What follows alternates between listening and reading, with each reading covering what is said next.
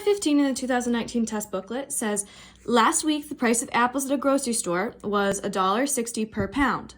This week, apples at the same grocery store are on sale at 10% off or a 10% discount.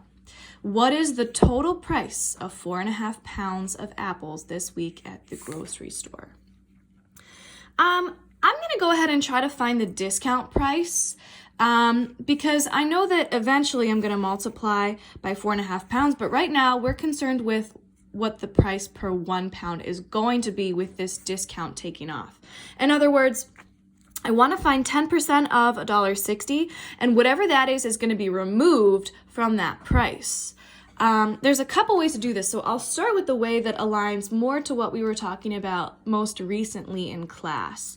We were using a percent proportion, and we always said that if I set up a proportion using these 4 parts, part to whole and percent over 100, I'm going to get the part or the whole or the percent that I'm missing.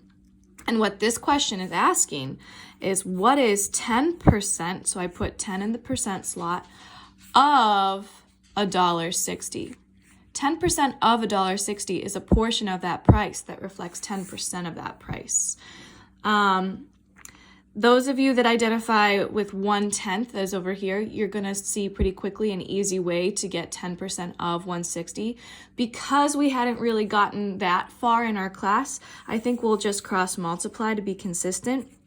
1.60 times 10 is 16, and that equals 100x.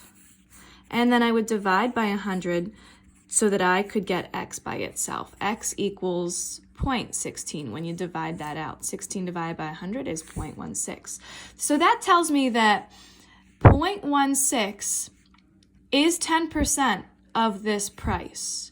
And if that's the discount that's taken off, I really know that that price is going to subtract, or I'm going to subtract 16 cents from that. Because again, this is 10% of the price. It's a discount, so I'm removing it or taking it off.